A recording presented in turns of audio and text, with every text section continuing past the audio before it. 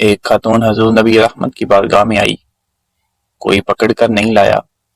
अल्लाह के महबूब के सामने खड़ी हुई तो दर्द से रोने लगी और कहने लगी, या रसूल अल्लाह, मैं गलती कर बैठी हूँ, मुझसे ज़ना हो गया है, मुझे पाक कर दें। हजूर नबी रहमत ने पूछा, तू कैसे साबित करेगी कि तुझसे गुनाह हो गया है?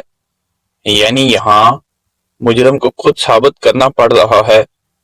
ये वो कमाल है कि इंसानों को एहसास होने लगे कि यहाँ हम गलत हैं। वो अर्ज करने लगी, मेरे पेट में नाजायज बच्चा है। आपने फरमाया, जा, जब बच्चा पैदा हो तो फिर आना। वो 8 माह के बाद आई तो उसकी गोद में फूल सा बच्चा था। आपने फरमाया, वापस जा, जब ये रोटी खाने लग जाए फिर आना। वो 2 साल के बाद आई। करीम महबूब की बारगाह में वो दर्द से रोई, कहने लगी, या रसूल अल्लाह, 3 साल होने को हैं, मैंने गुनाह किया है, मैं सारी रात सो नहीं पाती। या रसूल अल्लाह, अगर इस हाल में मर गई तो अपने रब को क्या मुंह दिखाऊंगी? मुझे पाक कर दें, मेरे हाल पर रहम फरमाएं।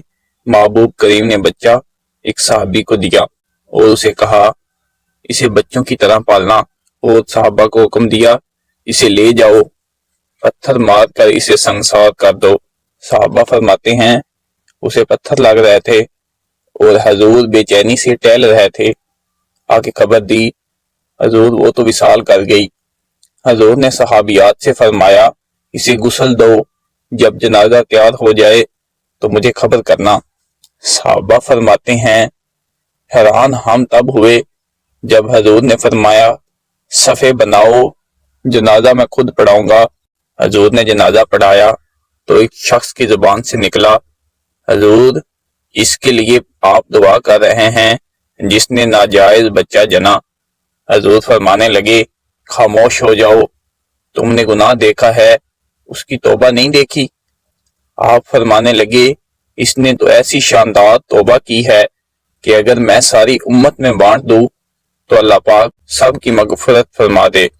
हजूर ने फरमाया, जब कोई बंदा कहता है ना कि या अल्लाह, मैं तौबा करता हूँ, मैं भूल गया था, तो अल्लाह उसकी फौरन तौबा कबूल फरमा लेता है।